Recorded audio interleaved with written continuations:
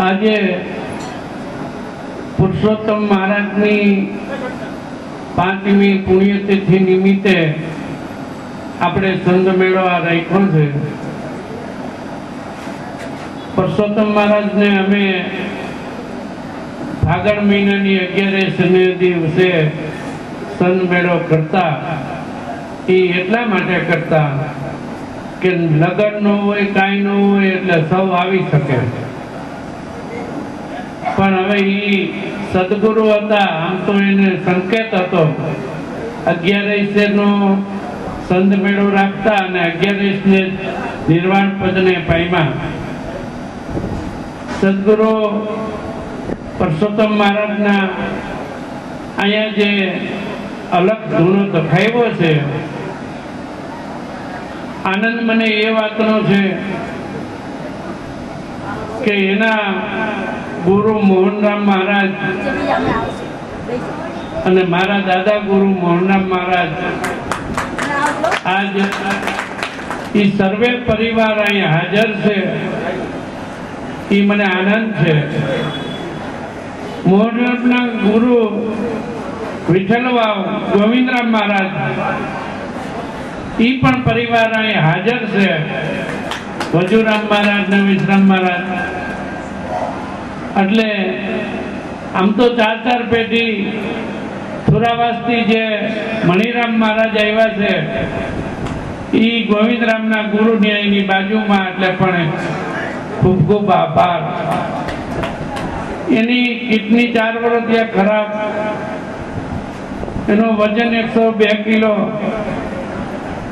એ કઈ મનમાં લેવતા નથી. બસ સદગુરુના સાનિધ્યમાં અને સદગુરુના વચનમાં એટલા બધા કોઈ ધંધો કરવો નહીં, કાંઈ નહીં, કાયમ સત્સંગ કરવો. કાયમ સત્સંગ કરવાથી આપણું મન સુધરે છે. અને મને એ વાતનો આનંદ છે કે આપણે અહીંયા બધું આનું વાવેતર પુરુષોત્તમ મહારાજે વિઠ્ઠલવાવથી નિર્ભય આશ્રમ રાજકોટ અને ત્યાંથી એનું બીજ અહીંયા વાવી અને સૌને આનંદ કરાવે છે. પુરુષોત્તમ મહારાજ, પુરુષોત્તમ મહારાજ આપ સૌ જાણો છો એટલા નિખારસ. હા બાપા, કોઈ કહેતોય કોઈ વિવાદ નહીં, ગમે એને કહેતોય. પણ એની પાસે જે જ્ઞાન હતું ને, એ જ્ઞાનનું ગમે ત્યારે કોઈ પણ સમયે, રાત હોય કે દિવસ હોય, કોઈ પણ સમયે એને પ્રશ્ન પૂછો એટલે જવાબ હાજર હતો. ભીમાસરથી કાનજીભાઈને રાતે પ્રશ્ન 2 વાગે પાણી વાળતા પૂછે તો એ પુરુષ જવાબ દે. ધન્યવાદ છે આવા પુરુષોત્તમ મહારાજને કે જે આપણને જ્ઞાન બતાવ્યું, આ આત્માનો ઉદ્ધાર કર્યો, જન્મ મરણ મટાડ્યો. આ કઈ જેવી તેવી વાત નથી. કેટલા સમયથી આ જીવ ગોથા ખાતો કેટલાય જન્મો લેતો આ સંસારની અંદર સદગુરુ મળવા બહુ મુશ્કેલ છે. કારણ કે સદગુરુ છે એ આ જીવને મુક્ત કરે છે. કોઈ જાતનું બંધન દેતા નથી, કોઈ નહીં. એમ કે નથી તારે ઓમ સોમ જપવો, નથી તારે મંત્ર જપવો, નથી તારે કાંઈ કરવું. તો સદગુરુ મહારાજ આપે છે શું? કાંઈ નથી કરવું તો આપે છે શું? આપે છે એક એવું નામ આપે છે, અનામ નામ. તો કેમ કહીએ, ત્યાં તો છે સંજ્ઞાનું કામ. આ અનામ નામ ઈ આપણને સદગુરુ મહારાજ આપે છે. અને ઈ અનામ નામની અંદર જો સમજાય તો સહેલું છે, સાવ સહેલું છે. પણ હમણાં મણિરામ મહારાજે કીધું એમ ખેતર ચોખ્ખું હોય તો એમાં વાવેતર થાય અને ઉપજ આવે. એમાં ખડ હોય, બોરડી હોય, બાવળ હોય, તમે વાવો ને તો એમાં કઈ આવે નહીં. તો ખેતર આ ખેતર છે, એને ચોખ્ખું રાખવું એ કામ આપણું છે. આમાં એક જે બેઠો છે એ એનો રખેવાળ છે, એ એનો ખેડૂત છે. તો એને ખબર છે કે આને આમાં ચોખ્ખું શું રાખવું. કામ, ક્રોધ, લોભ, મદ, મચ્છર, દ્વેષ ભાવ, આ બધું જે કંઈ રાખવાનું થાય, નિંદા, ઘણું બધું આવે છે. આ બધું ચોખ્ખું થાય નિર્મળ. એટલે ગંગા સતી કે ભાઈ રે નિર્મળ થઈને આવો મેદાનમાં પાનભાઈ. કેવું થવાનું છે? નિર્મળ. કોઈ જાતનું મળ ન હોય ત્યારે આ જ્ઞાનની વાત થાય અને તો જ વાત ટકે. એટલે કે ભાઈ કે નિર્મળ થઈને આવો મેદાનમાં પાનભાઈ. જાણી લ્યો જીવ અને જીવની જાય. આમાં જીવ એવું શું છે, એની જાત એવું શું છે, અને ઈશ્વર એવું આમાં બતાવ્યું છે બધું. સદગુરુ મહારાજ જીવને બતાવે, ઈશ્વરને બતાવે, માયાને બતાવે, બધું. એટલે કીધું સજાતિ વિજાતિની યુક્તિ બતાવું. કેવી બતાવું? સજાતિ. સજાતિ એટલે જેટલું દેખાય છે એટલું બધું સજાતિ છે. વિજાતિ એટલે નથી દેખાતું, એ વિજાતિ છે.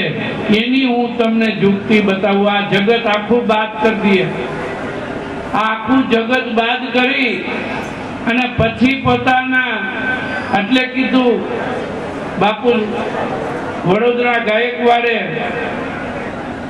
કે નામ જાણ્યું તે વેદ 4 ભણ્યો. કયું નામ?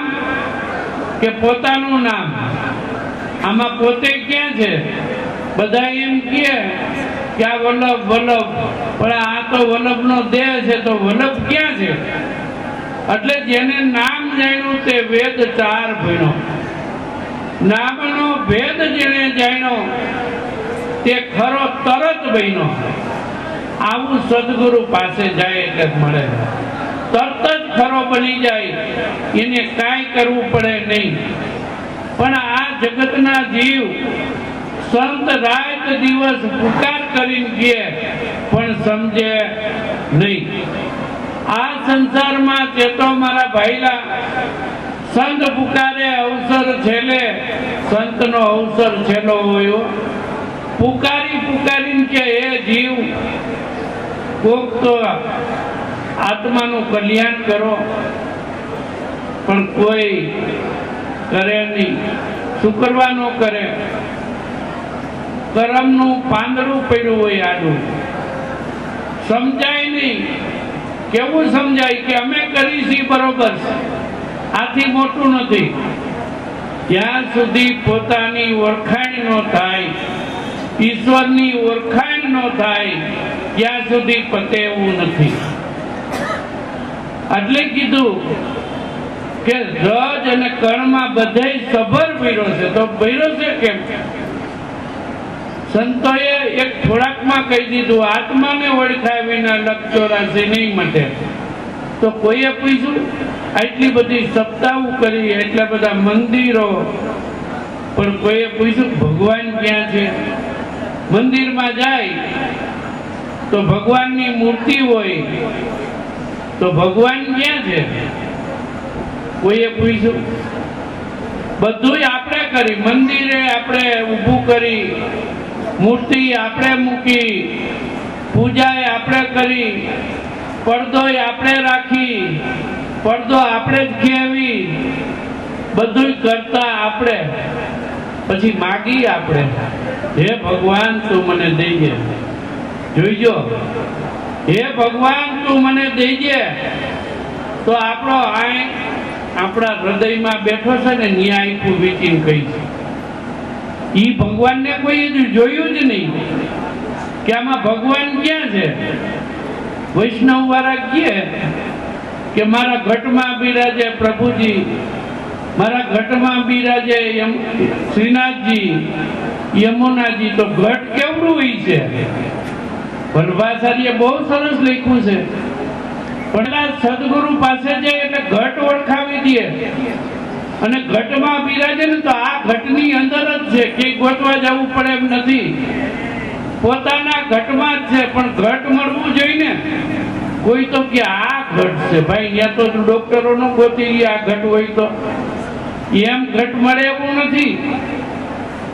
આ તો સદગુરુ પાસે જ જવું પડે. કારણ કે વસ્તુ કેવી છે કે લખવામાં આવતી નથી, વાણીમાં આવતી નથી અને આકારમાં આવતી નથી.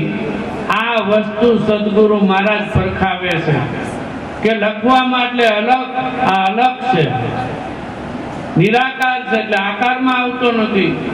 આ હું વાણી બોલું એમાં આવતો નથી, રાજથી બોલું, આ રાજથી સત્સંગ કરે સંતો, પણ એમાં સમજાય એવું નથી હો. એટલે ગંગા સતીએ કીધું કે ભાઈ રે, સજાતી વિજાતીની યુક્તિ બતાવું અને આ બીબે પાડી દઉં બીજી ભાઈ. જો સદગુરુ મળે ને અને ભાઈ ન પડે તો કા જીવની અપાય અને કા સદગુરુની અપાય. બેની કા સદગુરુ કાચા છે અને કા જીવની અપાય છે.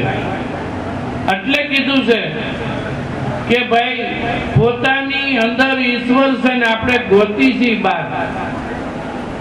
તો સદગુરુ પાસે ઘણા એમ કે તું જ ઈશ્વર, તું જ ભગવાન, તું જોઈ લે. સદગુરુ પાસે જાય તો એ પાછા એમ કેવો કે તું જ ઈશ્વર, તું જ ભગવાન. પણ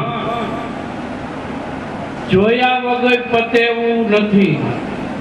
હા, ઈશ્વર પોતે છે, ભગવાન પોતે છે, પણ આ બોલાય ક્યાં સુધી નથી, એથી પર છે.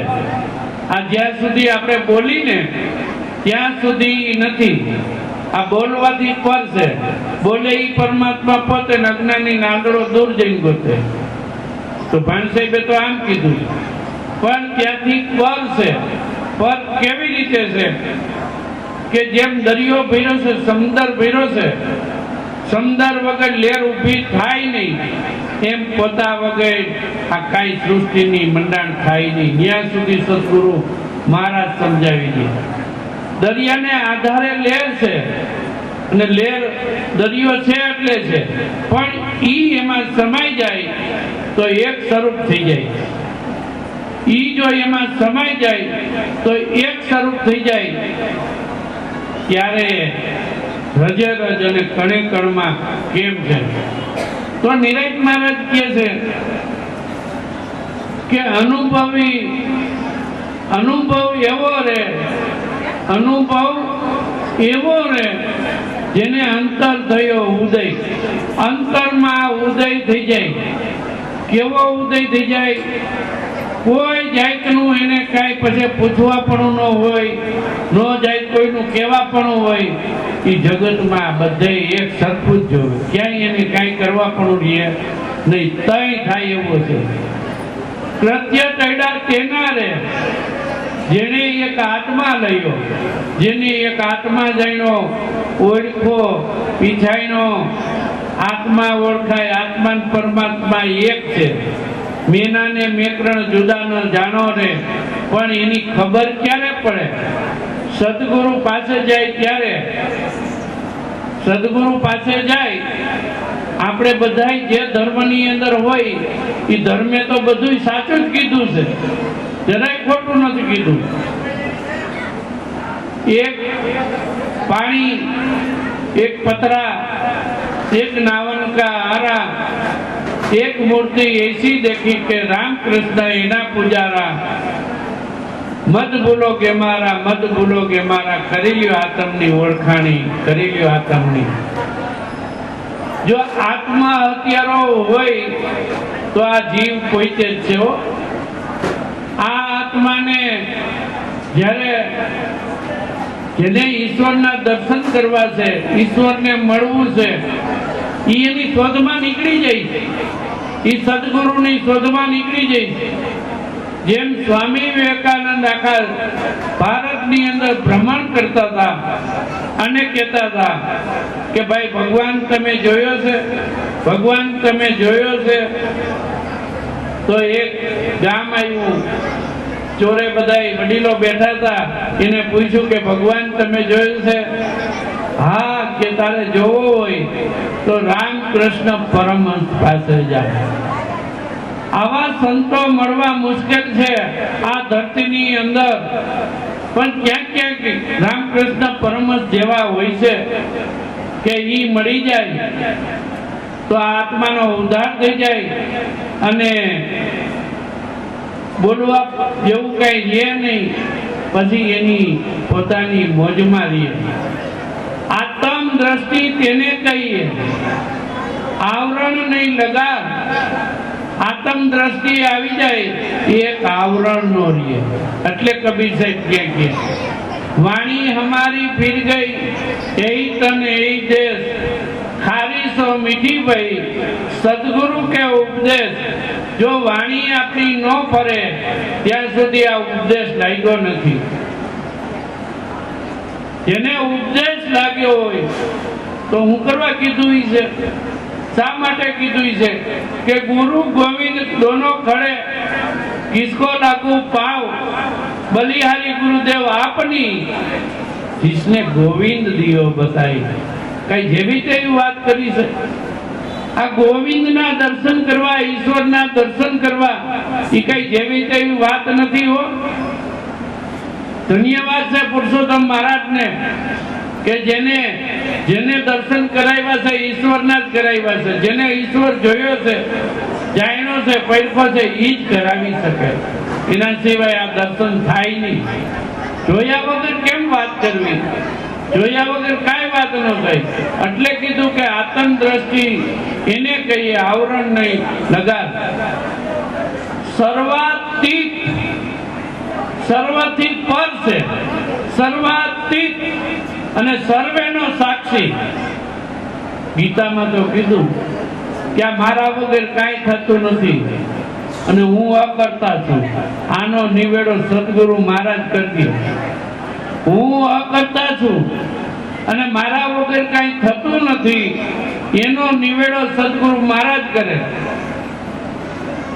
કૃષ્ણ ભગવાન તુલસીને પાંદડે ને વારીને પાંદડે બોડાવે જોખાઈ જાય, એ સદગુરુ મહારાજ જોખી દે.